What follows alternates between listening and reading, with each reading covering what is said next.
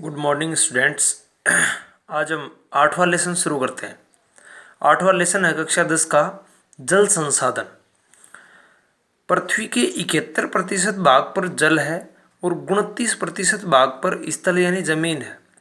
और इस जल का 97% भाग जो बड़ा भाग है वो कहाँ है? महासागरों में खारे पानी के रूप में है, अर्थात उस पानी का उपयोग नहीं किया जा सकता। तथा 3% जल ही क्या है? उपयोग में लेने योग्य है। और इस उपयोग में लेने योग्य जल का भी 69% बर्फ के रूप में जमा हुआ है। 30% भाग भूमिगत जल के रूप में है, अर्थात जमीन के अंदर है।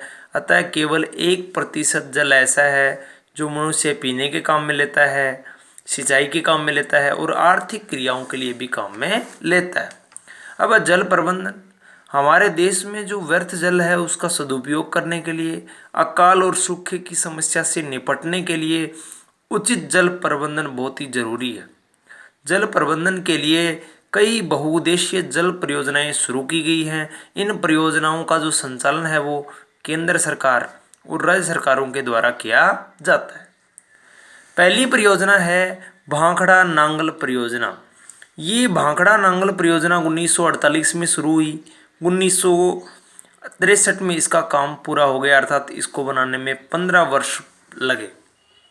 यह परियोजना हिमाचल प्रदेश जो एक राज्य है उसमें बिलासपुर नामक की जगह है, उसके पास में सतलज नदी पर स्थापित की गई है।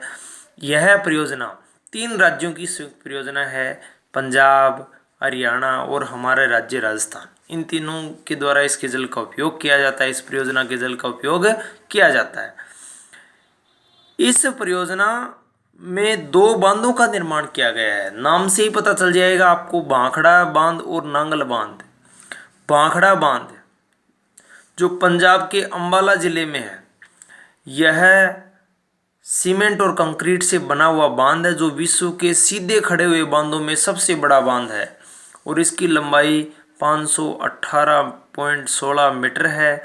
चौड़ाई इसकी 167.64 मीटर है। दूसरा है नांगल बांध। यह जो बांध है वो भाखड़ा बांध से 13 किलोमीटर दूर नांगल नामक जगह पे, नाम से ही पता चल गया, नांगल नामक जगह पर ही बनाया गया है। इन बांधों से सिंचाई होती है और पेयजल के रूप में भी इनका प्रयोग किया जाता है। सिंचाई के लिए नहरें निकाली गई है, भाखड़ा नहर, सरहिंद नहर, नांगल नहर, नरवाना नहर, ये नहरें निकाली गई है। अब इसका उद्देश्य है कि ये परियोजना बनाई क्यों गई है, तो सतलज और यमुना नदी के जो मध्यवर्ती भाग हैं उनमें सिंचाई के लिए और पेयजल उपलब्ध करवाने के लिए परियोजना चलाई गई है। इस परियोजना पर 2 विद्युत गृह अर्थात पावर हाउस है, कोटला और गंगवाल। ये हो गई भाखड़ा नांगल परियोजना। दूसरी है दामोदर घाटी परियोजना। ये भी 1948 में शुरू हुई, लेकिन यह परियोजना भाखड़ा नांगल परियोजना से पहले शुरू हुई, इसलिए यह स्वतंत्र भारत की पहली परियोजना है जो 1948 में शुरू हुई, दामोदर नदी पर शुरू हुई। और ये 2 राज्यों की परियोजना है, एक तो पश्चिम बंगाल और एक झारखंड।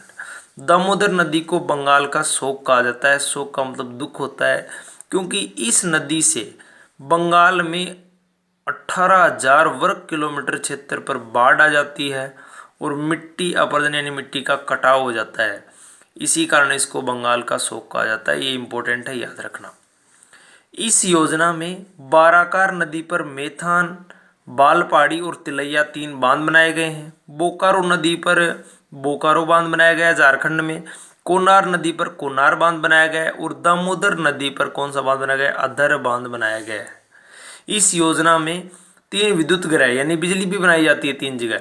बोकारो झारखंड में है, चंद्रपुर झारखंड में है, दुर्गापुर पश्चिम बंगाल में है, झारखंड में है।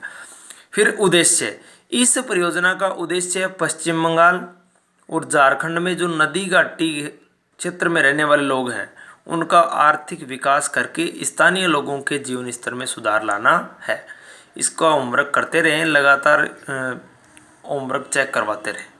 धन्यवाद।